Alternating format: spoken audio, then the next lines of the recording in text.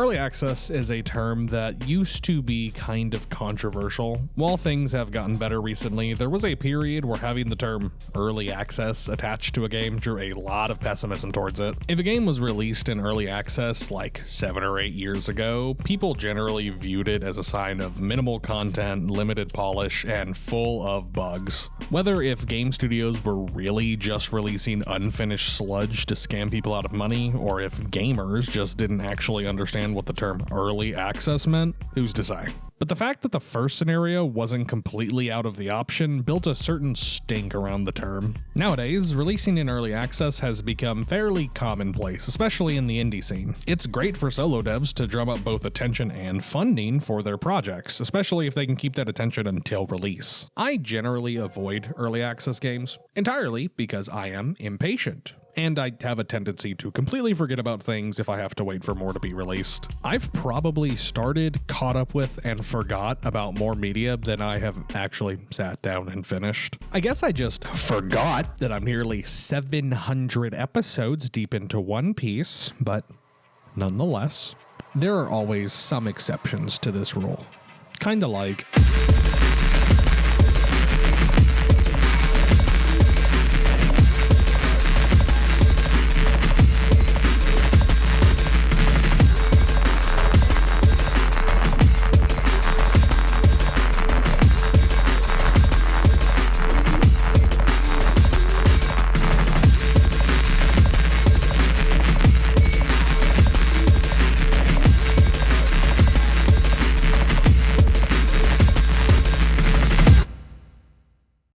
This is Pigface, a gritty immersive sim FPS. Now, for those who don't know, immersive sims are complicated. It's been pretty debated what exactly counts as an immersive sim, and for a while there, trying to explain what an immersive sim is to someone who doesn't already get it gives me an aneurysm. Mostly because it's not a genre of gameplay, but more of the game system. Look, incredibly brief explanation, immersive sims are games that focus on player freedom, letting a player loose and allowing them to complete a few objectives in whatever way the player wants. The game gives you a bunch of items and abilities to come up with creative solutions for the objectives, and the game usually reacts to how you play, creating a dynamic environment that forces even more creativity on your end. Some pretty notable immersive sims are like the System Shock series, the first Deus Ex game, Prey 2017, Cruelty Squad. There's a bunch of them. These are some of the most popular ones. You get the idea. So, with that context, Pigface is a first-person immersive shooter set in a grim and gritty urban world that looks and plays like a classic 2000s FPS. If my intro didn't immediately give it away, Pigface released in early access.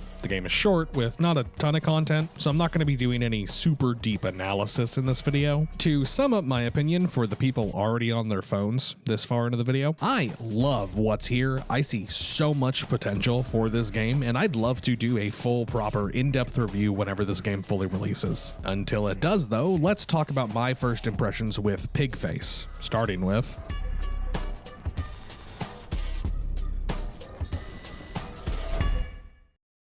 We wake up in a van rolling through some sketchy industrial district as we overhear the driver's phone call with his boss, Caesar. We play as Exit, a woman with a terrible past who now finds herself, after seemingly multiple failed attempts, successfully kidnapped and being transported to an undisclosed warehouse. Our consciousness fades in and out, only being able to hear the sounds of a surgery going on around us. We finally wake up in a pool of blood on the ground and make our way across the room we're in, where a cell phone on the table is getting a call. And guess who it is? It's the driver from the van, telling us he's implanted a small explosive device at the base of our skull that he can detonate at any time, and we're best to follow his instructions. These instructions act as the game's tutorial, getting us familiar with both the mechanics and the vibe of Pigface. I actually really enjoyed how the tutorial is executed here. It sets up our premise and feels naturally integrated into the story. Most of the time, tutorials are just slapped on UI pop-ups, so having one purposely integrated into the story is a really nice detail that I think most people are gonna overlook. Honestly, this whole sequence feels very reminiscent of something out of the early Saw movies, back when that franchise actually gave a fuck about a vision,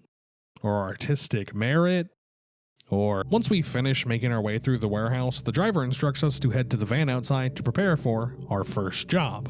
We arrive at our dingy, low-lit apartment where the driver instructs us on how to choose jobs, buy equipment, and change our outfit if we're feeling a little bit quirky. From here, the game truly starts. We, as Exit, are forced by the threat of fucking brain explosion to do mercenary work for the driver and his boss, Caesar. That's the base premise of the game. There's some actual story progression in the 4 missions we can play right now, but I'm not going to dig into all that until we have the full narrative. If you're that curious, then, like I usually say, go play the game yourself. The story is a bit formulaic, as for now it kinda goes where you're expecting it to, considering the setup and the environment, but fuck man, it is such a fun ride to be on. Even if, like me, you can immediately tell where the plot's gonna be going, it's still super fun to just see everything that happens. I'm not gonna dive into the narrative of Pigface, we'll save that for later, but I will dive into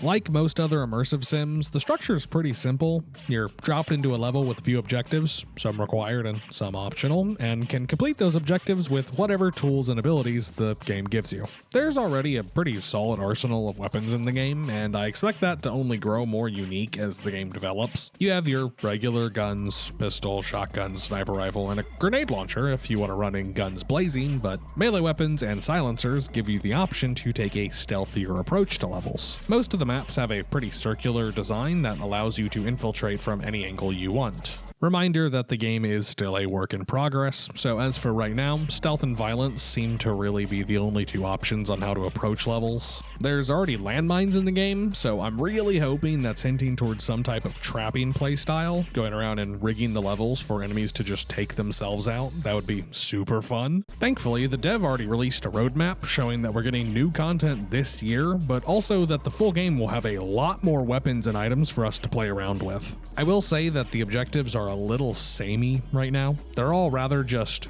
kill some people or collect some things. I'm hoping there's more diversity in objective types when the game releases, and I think it'd be really cool if the objectives were a little more randomized each time you play a level. Keep the core objectives the same, but throw in 2 or 3 random objectives to give the levels a little more replayability. I don't know. I think I see the vision, and if I'm right, I fuck with it a lot. And I also fuck with these games.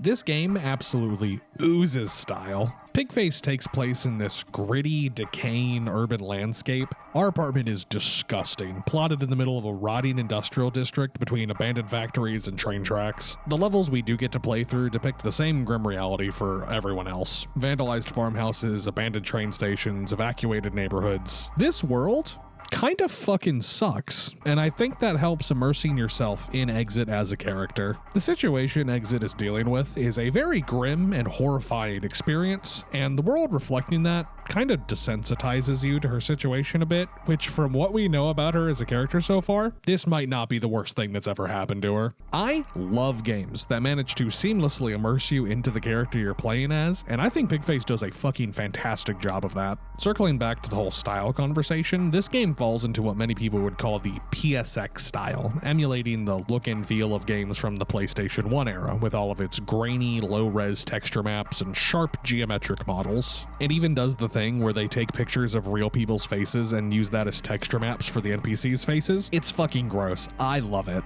There's something about the PSX style that really just resonates with me. I can't put my finger on it exactly. I think that could fill its own entire video. But something about games that use real imagery to create these digital figments of reality are just fascinating to me. Not to mention the music in this game. Oh my God. The soundtrack for this game is an absolute fucking banger, and it fits into the setting super well. Stillcrisp, the person who made the OST, knocked this out of the park. The soundtrack is this amalgam of industrial and electronic and hip-hop that really just melds together into this grim, chaotic, almost kind of scary sound that, again, reflects the world around us. It's been in the background of this video the whole time, but really give this shit a listen.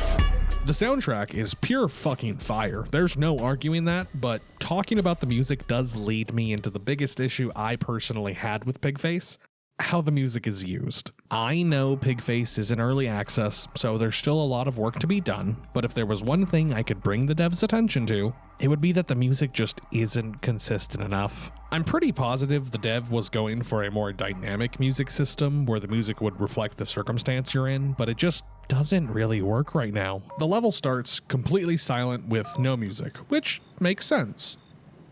Once you alert an enemy, you'd expect the music to kick in, but He's over there! Why is he being so mean? it doesn't. The music only kicks in once you've alerted a bunch of enemies, and eventually when you kill enough of them, the music just abruptly stops. You can alert like 2 or 3 different enemies, and it's still just silent the entire time. The only times I had the music kick in was when I alerted pretty much the whole map, which was really cool. That industrial base kicks into the back of your skull, and it is incredibly fucking hype. However, in between fights and small encounters are just silence, which can make the game feel empty and a little boring, I hate to say. Again, I know the game's not done, but I'm hoping that when the game fully releases, there's a lot more music laced into the gameplay, and having a dynamic system that can manage to shift from ambient music outside of combat to more intense music during combat would be phenomenal. I think something like that would really tie together the atmosphere here. It would feel like playing through a 2000s action thriller film, which is probably the best way I could describe Pigface as a whole. Whether it be the setting, plot, atmosphere, characters, whatever, it all feels like a gritty 2000s action movie. Pigface has the vibe I imagine a video game version of the movie Crank would, and I am fucking here for it. With all that said, Pigface is a fantastic game so far. I'm gonna leave my opinions at that as to not spoil anything, but I do recommend giving it a chance. The game's only $10, and I think that's a really good deal for not only what it offers now, but for what it'll be when it drops. Funnily enough, as I'm writing this, I just checked the Steam page, and the dev already released the next level, so there's content consistently being made for Pigface. I thoroughly enjoyed what was here already, and I see so much potential for the full release. To put it simply, I fuck with the vision, and I'm gonna keep my eye on this game. Unless Pigface manages to somehow completely drop the ball, I'll probably end up doing a full in-depth review of it whenever it does eventually come out. That being said, I hope you enjoyed this video as much as I did this game. If you did, leave a like on this video, subscribe for more in the future, and let me know what you thought in the comments. I'm still a fairly small YouTube channel, so the engagement genuinely does mean a lot. I also have a Patreon where I release videos a little bit earlier than I do on YouTube, and I have a Discord server if you want to talk.